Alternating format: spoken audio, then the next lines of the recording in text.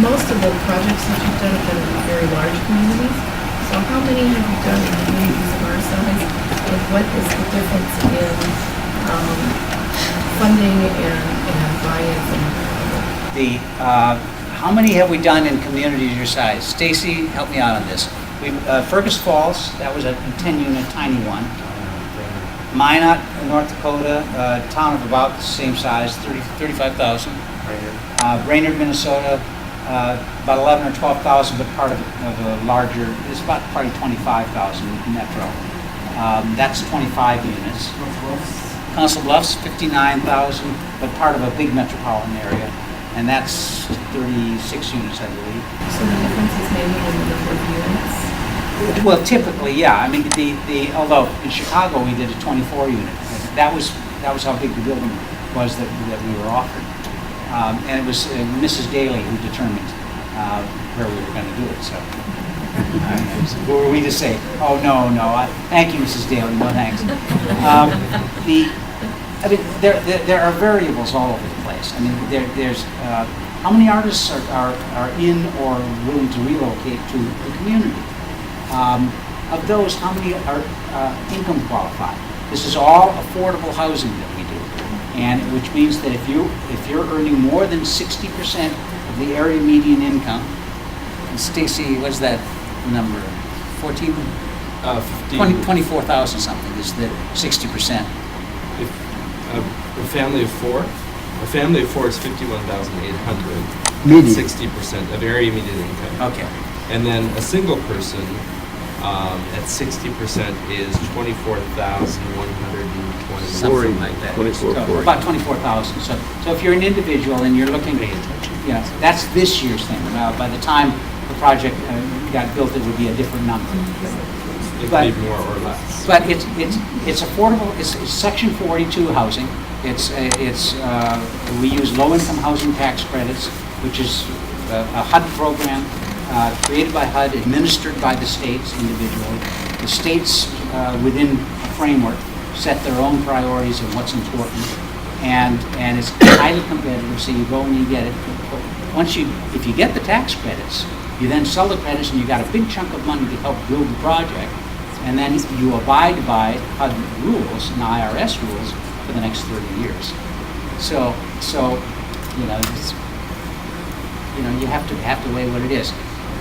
There's no way I could tell you right now whether we would be doing the project here. It's way too early. We call this a feasibility assessment. We're trying to figure out what might be and what would be the appropriate next step. Yes, sir. Did you find out about us, or did we find out about you? You guys found out about us, and invited us in, and paid us to come here.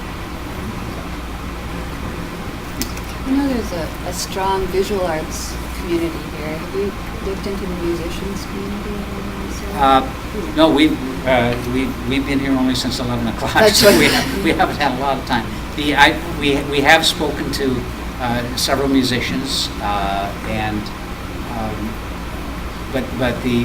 when we were walking up and down Franklin Street, jumping out of the car and racing under awnings, we were seeing primarily visual artists. And we understand also there's a good theater community here as well. It is probably safe to say, though, that 3/4 of our tenants in our properties are visual artists. It's probably safe to assume that. But we're not exclusive to that. We certainly allow all kinds of art and art history. Oftentimes you'll hear us say there are those that consider themselves fine artists, and we recognize that and like that very much. But then there are also people who are quilters or woodworkers that might not necessarily fall under that genre of fine art, but we still consider it art, and we still consider it creative pursuit, and we don't really care. And so we want to support all kinds of creative endeavor. And if you're a poet, great. And that doesn't matter to us. We just want to make sure that it's current for you and that it's your passion. And you don't have to even be that good at it based on whatever anyone else is doing. We don't judge you on the quality of your artwork either. Can we go back to funding again? Yeah. Sure can. Yeah, as far as creative funding or different means, I mean, you talked, about tax credits. What other types of funding have you seen, or what's the most creative? The most creative funding. Well, the basic pool that we draw from are typically government-related sources, whether they are state, local, or federal resources. The low-income housing tax credit comprises probably 55% of the total financing package.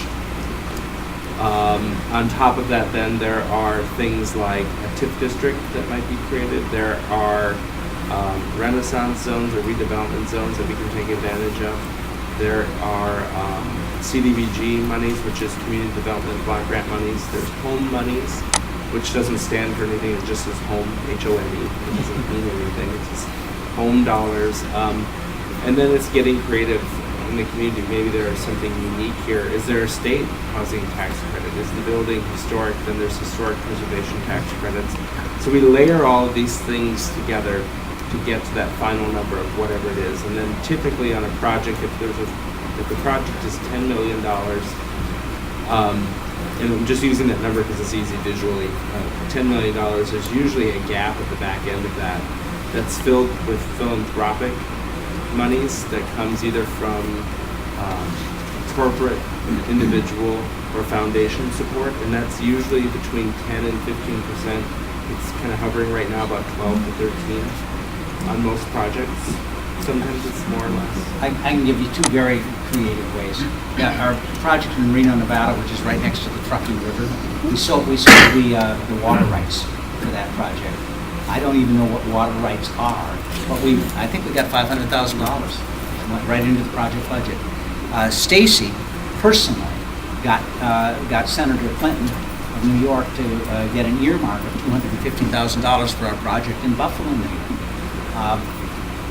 She just went to Congress and said, I want it, what you got? So The priority. yeah, That's great. So there are all kinds of different ways, and every project is different. And sometimes there are things that you could only get for that one particular project. And so, look, we try, because the more money we can raise from financing. Oh, there are other things like program-related investments, which are kind of like loans from typically foundations. Sometimes have to be paid back, sometimes don't have to be paid back, but at any rate don't have to be paid back for quite a while. So, a lot of different means, and we cobble them all together, and then what's left we fundraise, and if we don't quite make it, we sometimes leave a bit of our developer fee on the table to get the project done. In a typical $10 million project, what percent do you pay in cash or credits, and what percent would you ultimately borrow? The borrowing piece is as small as we possibly can get away with. It's usually not more than 10%, and usually we like it to be 5, 6, or 7%. It can. The total project cost. It has to be small enough so that an affordable project where the rents are limited by the government will generate enough revenue to pay the monthly mortgage payment. Because from that rent check that the tenant submits to Artspace to pay for their monthly rent, we have to also provide for a reserve for the building and do the debt service on that loan and take care of all of the other things, just the day-to-day operations of the building and making sure that it's operating. So there's not a lot of it that comes back to Artspace at all. I mean, we get an asset management fee for the property annually, but it's typically pretty small. And if we ever do realize it, oftentimes we'll put it back in the reserve so that when that roof starts leaking, or the boiler goes out, or the heating system fails, we have a way to solve that without having to go back to the community with hat in hand. Yes, sir. Can we get to the bottom line? What will be the rent to the occupier? Typical figure? Take a different question and I'll find that answer. Okay, he'll track it down. It'll be this year's figures.